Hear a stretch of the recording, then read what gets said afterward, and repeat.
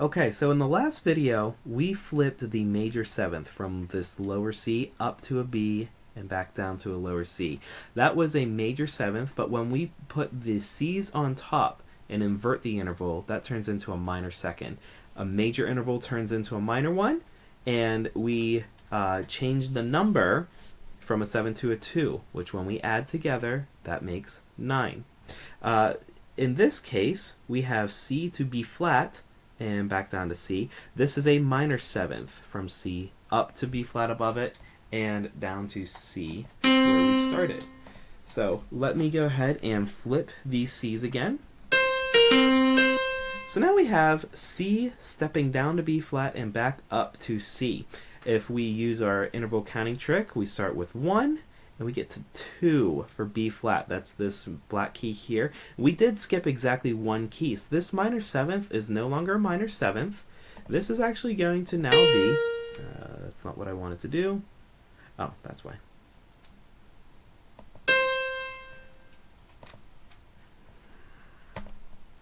This is no longer a minor seventh. This is going to be a major second, or a capital M2. You will notice that it was minor, but now it is major, and it was a seventh, but now it's a second. So sevenths will always change to seconds, whether it was a major seventh or a minor seventh. They're always going to change to seconds, and minor and major intervals are going to switch. What was a minor seventh from C to B flat is now a major second. Moving along, if we have a major sixth, like from A to C, or I'm sorry, from C to A, when we invert it, so this was a major sixth, but now it is no longer that. It is going to be, oh no. Okay. Using our interval counting trick, we have C is 1, 2, 3.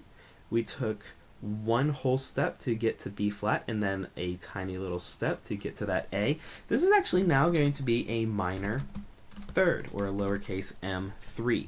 So this was a major interval when it was C up to A, but when it's C down to A, that changes to minor, and now it's a third. And when you add 3 and 6, you get 9. Moving on. Oh, I'm sorry, I should be playing these examples for you. I'll play all of them at the end of this video, just that way you can hear what they sound like. Actually, I need to play this one so you can hear the original and the inversion.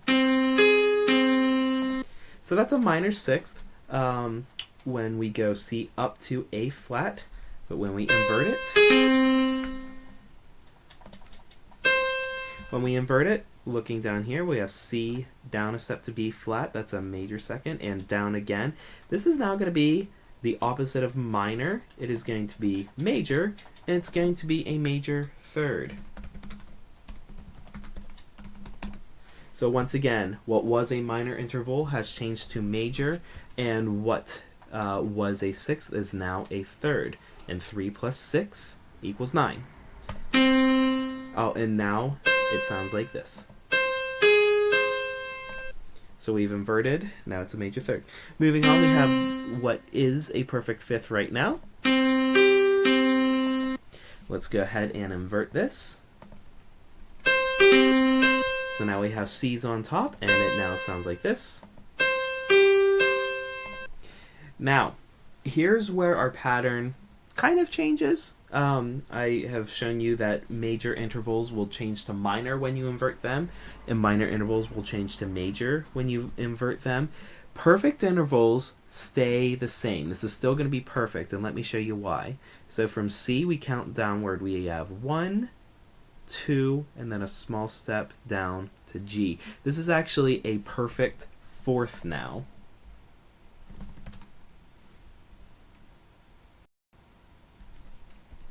This is a perfect. Oh, you can also check all these by going the opposite direction. So on the keyboard, we can go from G up to C. We have 1, 2, 3. Small step up is a perfect fourth. So perfect intervals will stay perfect when you invert them. The number changes, but the quality is still perfect.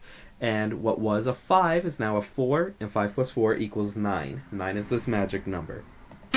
This example is a tritone, and specifically it's spelled as an augmented fourth. From C up to F sharp is 1, 2, 3, 4. This is an augmented fourth instead of a diminished fifth.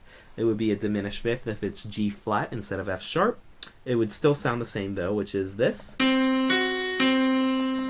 we have that tritone. When we invert the interval, now we have C's on top and F sharp in the middle. So this is actually still going to be a tritone. This is still the same steps as 3 whole tones. Counting whole tones from C downward, we have 1, 2, 3. There are 3 major seconds between F sharp and C, no matter if you're going C up to F sharp or F sharp up to C.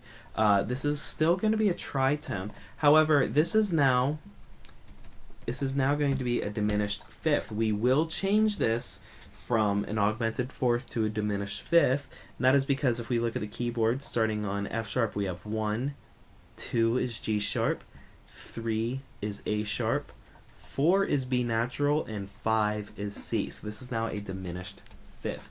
Tritone and octave are going to be kind of the oddest things here. Quickly, there's just a couple more that I want to show in this video. So we have a perfect fourth here from C up to F. Oh, I'm sorry. The perfect fourth sounds like this. And when we invert it, it now sounds like this.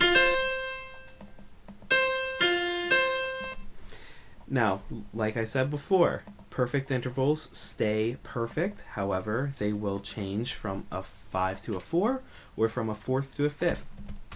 So what was a perfect fourth is now a perfect fifth.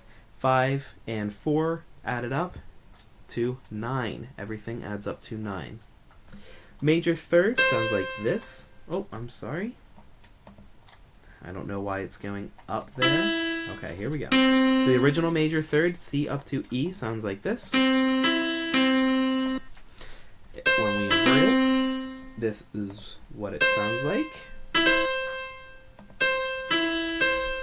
And I'm sorry that it's scrolling up to the top of the screen. I am not telling it to do that.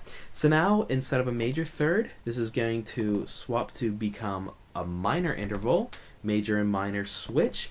And we switch to the number that adds up to 9. So 3 plus 6 equals 9. And this is going to be a lowercase m6. From C down to E, or E up to C, that is a minor sixth. The minor third sounds like this. When we invert it, we put the C's on top.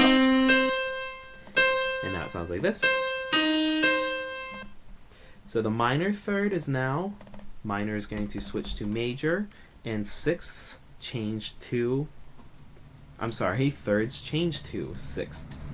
So this is a major sixth, a capital M7. We have switched from major to minor, or we've switched from minor to major, and now it's a sixth instead of a third. 2 more in this video, and then there's a little bonus video after. A major second sounds like this.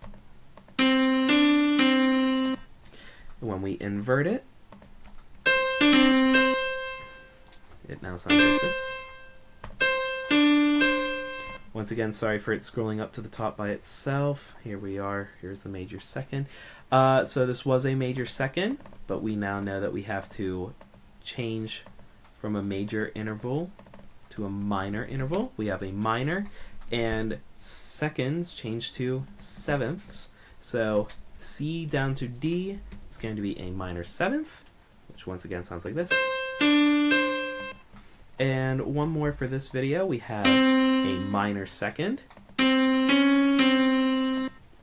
So that's the smallest step we have, but when we invert it, it now sounds like this. So we have a very big leap, not quite an octave, but it's the closest thing you can be without getting quite as big as an octave. This is going to switch from a minor interval to a major interval, and seconds change to sevenths. So this is now a major seventh between C and D flat. Okay, that's it for this video, except I did not play for you the first couple examples. Here you are to be able to hear these. I'm sorry that this is jumping all over the place. I don't understand a couple things about flat. Here's the first few intervals that I didn't play at the beginning.